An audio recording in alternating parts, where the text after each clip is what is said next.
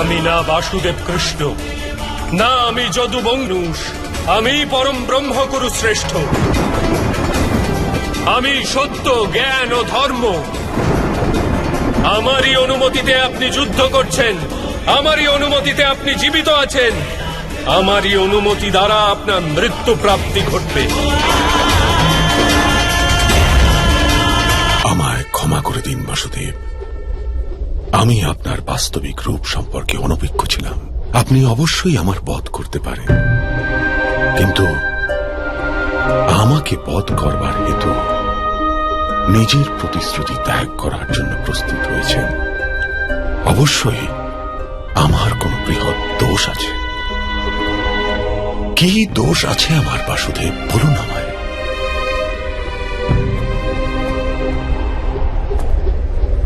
অজ্ঞানতা আপনার দোষ মহামহিম। আপনি তো ধর্মের বাস্তবিক রূপ জানার সম্যক প্রচেষ্টাই করেননি কখনো। করুণার ছত্রতলে যতক্ষণ সমগ্র সংসার আশ্রয় গ্রহণ না করে, ততক্ষণ সমাজে ধর্ম অসম্পূর্ণ থাকে। কিন্তু আপনি তো কেবল নিজের পরিবারের কথাই ভেবেছেন, সংসারের কল্যাণের জন্য তো চিন্তাই করেননি আপনি। আমি পিতার সুখের কারণে এই রাজ্য ত্যাগ করেছিলাম, আজীবন ব্রহ্মচারী ব্রতের প্রতিজ্ঞা করেছিলাম। এতে আমার কোনো স্বার্থ ছিল না বাসুদেব। ব্রহ্মচর্যের প্রতিজ্ঞা ও রাজ সিংহাসন পরিত্যাগ অবশ্যই উত্তম কার্য ছিল, কিন্তু আপনি সমাজের প্রতি নিজের উত্তরদায়িত্ব কেন ত্যাগ করে দিলেন মহামহিম? কুরুবংশে যাতে নিজেদের সংঘর্ষ না হয়, হস্তিনাপুরের রাজ সিংহাসনের জন্য যুদ্ধ না হয়, আর কুরু রাষ্ট্রের প্রজাদের হানি অথবা দুঃখ না হয়, সেই কারণেই আমি এই প্রতিজ্ঞা করেছি বাসুদেব। নিজের চারিপার্শ্বে দৃষ্টি দিন মহামহিম, কি ঘটে চলেছে এখানে? আপনার প্রতিজ্ঞা দ্বারা কি এই বিধ্বংসকে, এই যুদ্ধকে এড়ানো সম্ভব হলো?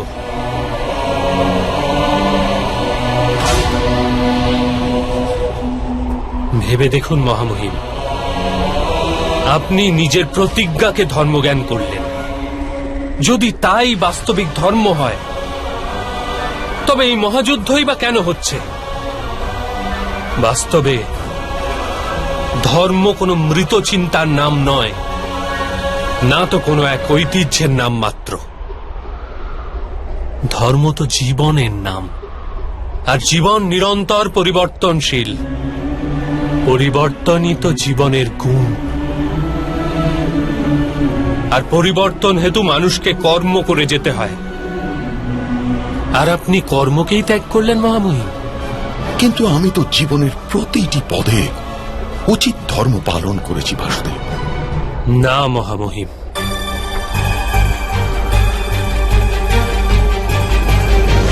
এই জন্মে আপনি কর্মের বন্ধনে যাতে আবদ্ধ না হন, এই কারণে আপনি কোনোদিন কোনো বাস্তবিক কর্মই করেননি। কর্মের অর্থ হল সিদ্ধান্ত গ্রহণ করা, আর নিজের সিদ্ধান্তের পরিণামকে স্বীকার করা। আপনি কবে কোন সিদ্ধান্ত নিলেন মহামহিম? মহারাজ পাণ্ডুর রাজ্যাভিষেকের সিদ্ধান্ত কি আপনার সিদ্ধান্ত ছিল? জন্মাবধি দৃষ্টিহীন ব্যক্তির রাজা হওয়ার যোগ্যতা থাকে না। সেই জন্যই আমার মত এই যে জ্যেষ্ঠ ভ্রাতা পাণ্ডুরই রাজ্যাভিষেক হওয়া উচিত। মহারাজ ধৃতরাষ্ট্র আর মহারানী গান্ধারীর বিবাহের সিদ্ধান্ত? অক্ষয় তৃতীয়া শুভ লগ্ন কুমার ধৃতরাষ্ট্রের বিবাহ গান্ধারীর রাজকুমারী গান্ধারীর সঙ্গে সম্পন্ন হয়। মহারাজ ধৃতরাষ্ট্রকে অধর্ম থেকে বিরত করার প্রয়াস কেন করেননি মহামহিম? কুমার দুর্যোধনের উপর আক্রমণ করেছে যেসব মৎস্যজীবী, তাদের ন্যায় বিচার করুন। এদের সবার শিরচ্ছেদ করা হোক, এ তো অত্যাচার। আদেশের পালন করা হোক।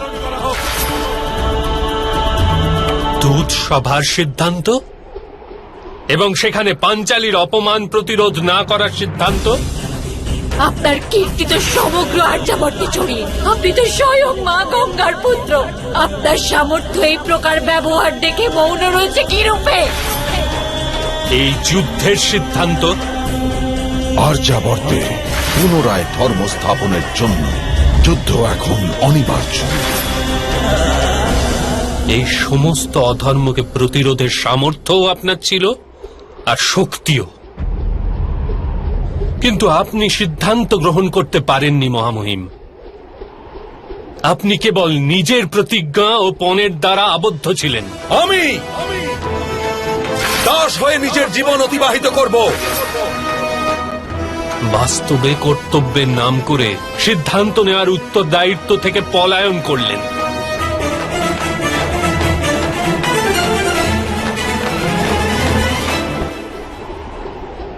তবে সিদ্ধান্ত নিলেই কি বন্ধনে আবদ্ধ হতাম না? বন্ধন থেকে মুক্তি পেতে নিষ্কাম কর্মের সিদ্ধান্ত যদি উপলব্ধি করতেন, তাহলে আপনার জীবন ধর্মময় হয়ে যেত মহামহিম। বন্ধন মুক্তি পেতে আপনি কর্মকে ত্যাগ করলেন কেন? কর্মফলকে ত্যাগ করতেন। কারো আদেশকে কর্তব্য বলে স্বীকারের পরিবর্তে নিজের কর্মকে কর্তব্য জ্ঞান করতেন, তাহলেও বন্ধন থেকে মুক্তি পেতেন। বহু সময় পূর্বে আপনি যখন প্রতিজ্ঞা করেছিলেন, তখন কি আপনি সমস্ত ভবিষ্যৎ জানতেন? পরিস্থিতি পরিবর্তিত হয়েছে মহামহিম, সময়ের পরিবর্তন এসেছে, কিন্তু আপনি নিজের প্রতিজ্ঞা ভঙ্গ করলেন না, আর না কোনো পরিবর্তনকে স্বীকার করলেন। তারই পরিণাম স্বরূপ আজ এই যুদ্ধ হচ্ছে। তাহলে কি প্রতিজ্ঞার কোনোই মূল্য নেই? অবশ্যই আছে। যে প্রতিজ্ঞার দ্বারা সমগ্র সমাজ লাভবান হয়, তার মূল্য অবশ্যই আছে। কিন্তু যে মুহূর্তে মানুষের প্রতিজ্ঞা, তার সিদ্ধান্ত সমগ্র সমাজের পক্ষে হানিকর হয়, সেই মুহূর্তে ওই প্রতিজ্ঞাকে ভঙ্গ করা অনিবার্য হয়ে পড়ে মহামহিম।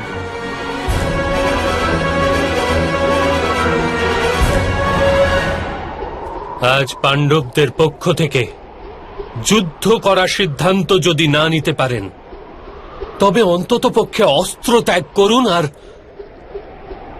নিজের মৃত্যুকে স্বীকার করে নিন।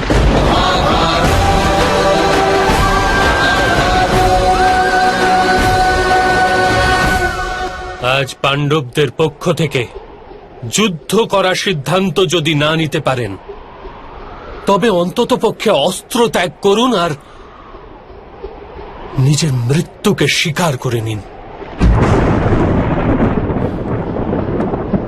আমি স্বীকার করে নিচ্ছি বাসুদেব। যদি আপনার দ্বারা প্রদত্ত জ্ঞান আমার জীবদ্দশায় প্রাপ্ত হতো, তাহলে এত অন্যায় হতো না।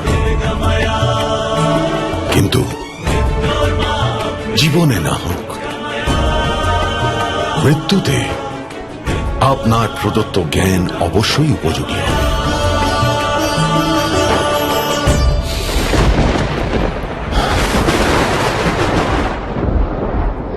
আপনার হস্তে মৃত্যু তো আমার পরম সৌভাগ্যের হবে। আমাকে বধ করুন, আমি প্রস্তুত।